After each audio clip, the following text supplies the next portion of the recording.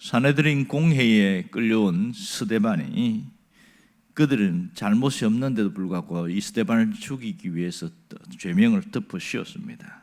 하지만 스데반은 그 사실을 알고서도 절대로 주눅들지 않고 오히려 그들의 잘못을 지적하고 예수 그리스도가 누구인가를 명확하게 이야기를 하고 있습니다. 이 스데반의 진술을 들은 이들은 자신의 이권과 기득권을 지키기 위해서 스데반을 죽이겠다고 결심을 하게 되어집니다. 그리고 57절과 58절에 보면 그 결과가 나타나 있는데, 공회에서 그를 멱살을 잡고 끌고 와서 성 밖으로까지 질질 끌고 와서 제일 먼저 증인들이 돌을 던지는 얘기가 나옵니다. 이것은 당시 유대인의 관습에 의하면 사람을 돌로 쳐서 죽일 때에 증인들이 먼저 죽이는 그런 관습이 있습니다.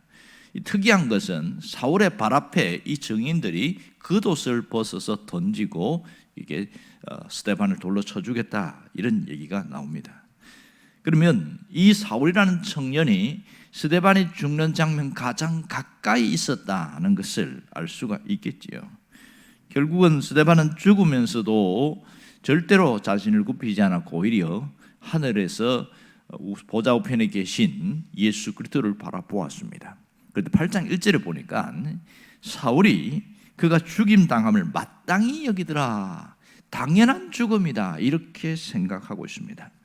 근데 성경을 보면서 특이한 게 있습니다. 그것은 반복적으로 나타나는 것 중에 하나가 이 사울이라는 이름만 독특하게 나옵니다. 7장에 보면 상당히 많은 사람들이 등장하고 있는데 그 등장 가운데 사울이라는 이름만 나오고 나머지는 익명으로 처리되어 있습니다. 여러분, 사도행전 7장은 상당히 긴 내용입니다. 무려 총 60절에 달하는 이 긴 구절이 나와 있는데, 사도행전의 전체가 28장까지 되어 있는데 이렇게 긴 구절은 없어요. 그리고 다른 부분에도 보면 성경에서 가장 긴 장으로 분류되는 부분을 합니다. 여기에서 지금 사내들인 공회에 있는 사람들을, 그리고 이 사람을, 스데반을 법정에서 의도적으로 고발한 사람들이 있을 거예요. 누군지 모릅니다. 그리고 거짓 정인이 2사람이 있는데 이름이 없습니다. 익명으로 처리됐고요. 돈 받고 아마 매수된 사람 같습니다. 사내들인 공회에 71명의 공회원들이 있는데 누구인지 아무도 밝히지 않습니다.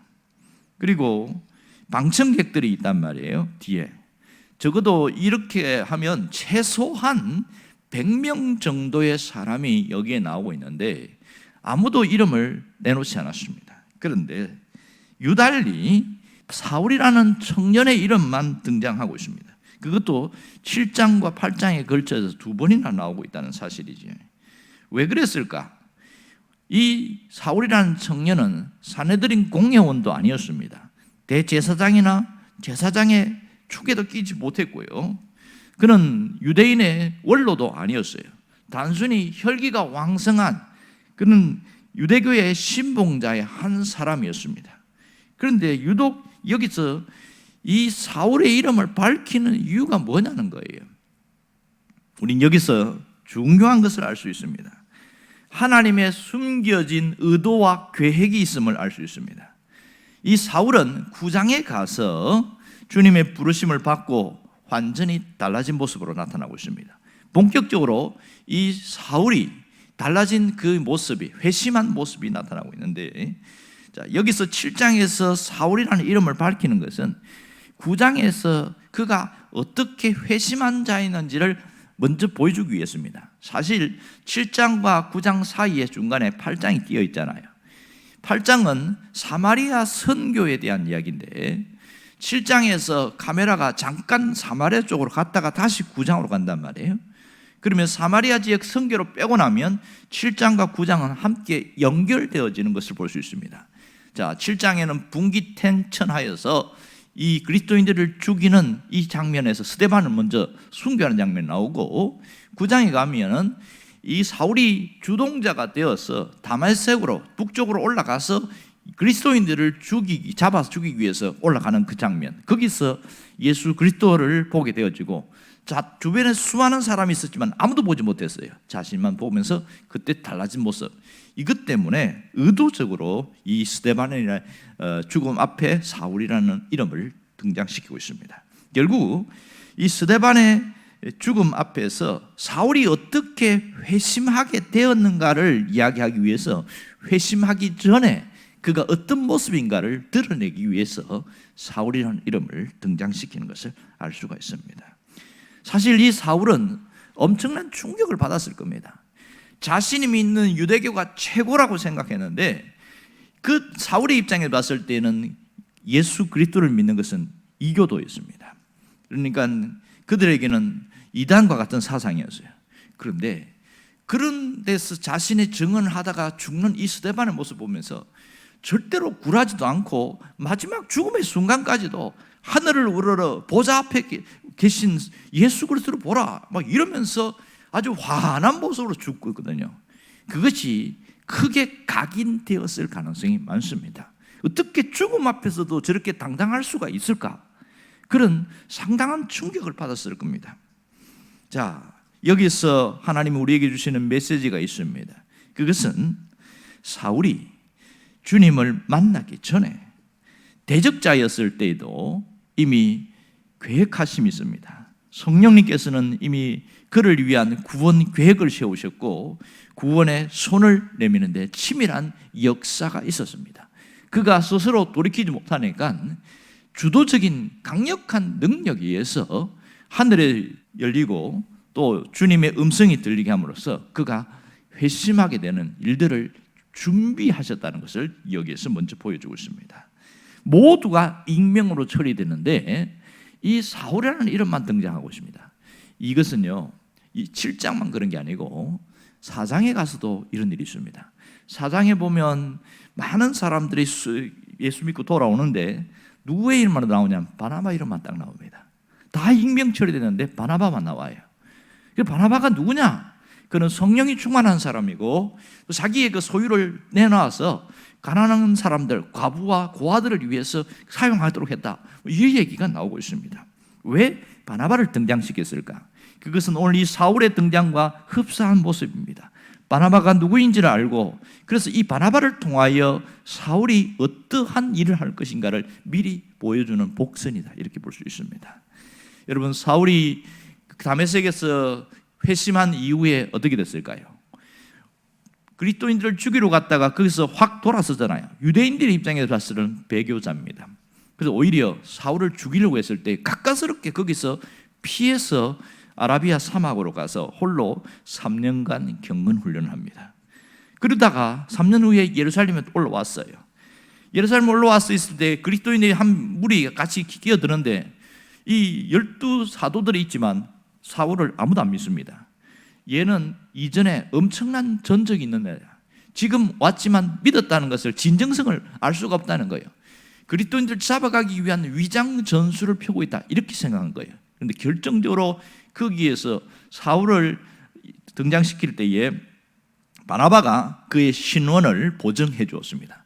당시에 바나바는 거기에서 큰 역할을 하고 있었고 그래서 바나바의 말에 의해서 드디어 그리스도인으로 함께 이르러 들어오게 되었지만 찬밥 신세였죠.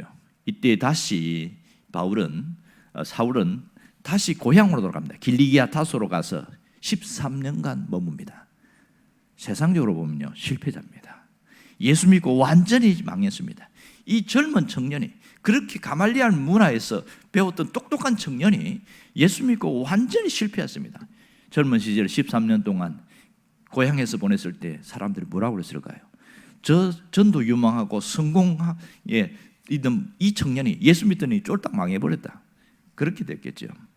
이런 상황에서 어떤 일이 벌어집니까? 우리가 성경이 잘 아는 대로 바나바가 안디옥의 담임 목사로 가게 되집니다. 거기서 놀라운 부흥이 일어날 때에 바나바가 누구를 데리고 왔습니까? 길리기아 다소에 있는 사울을 직접 가서 만나서 데리고 옵니다. 그래서 공동 목회를 하고 있어요. 이 엄청난 일을 할 때 결정적인 역할이 바나바였습니다. 그리고 안디옥 교회가 성령의 주도적인 역사에 의해서 선교사를 보내는데 담임 목사님 2 사람을 보내게 되죠. 그 일들의 결정적인 일은 바나바였습니다. 결국 하나님이 한 사람을 쓰시는 과정 속에서 굉장히 많은 일을 하셨다는 걸 알 수 있습니다. 여기서 우리가 중요한 것을 깨닫게 되는데, 한 사람이 예수를 믿을 때에 예수 믿기 이전에 하나님께서 이미 예정하심이 있습니다. 그가 어떠한 모습을 보이든지, 그가 어떠한 삶을 살든지 선택받은 자들에게는 보이지 않는 주님의 계획하심과 예정이 있습니다. 그리고 나서 하나님은 그 주변의 바나바와 같은 사람을 통하여 온전히 그리스도 안으로 들어오게 하고 또 그리스도를 위하여 살아가는 사람으로 만들고 있다는 겁니다. 이 핍박자였던 사울이 회심하고 변화되었을 때에 하나님은 미리 바나바를 준비하고 있었습니다. 그 전부터 준비하였다가 이 사울이 주님을 위해서 쓰임받는데 결정적인 역할을 할 수 있도록 바나바를 세웠다는 것을 우리가 기억해야 합니다. 분명한 것은 한 사람이 그리스도인이 된다는 것은 그냥 되어진 일이 아닙니다. 하나님의 치밀한 계획하심이 있다는 것을 알아야 됩니다. 여기서는 성령님께서 이미 구원을 위하여 치밀하게 계획하시고 역사하신 결과로 나타나고 있습니다. 그것은 비단 사울뿐만 아니라 우리도 마찬가지겠지요.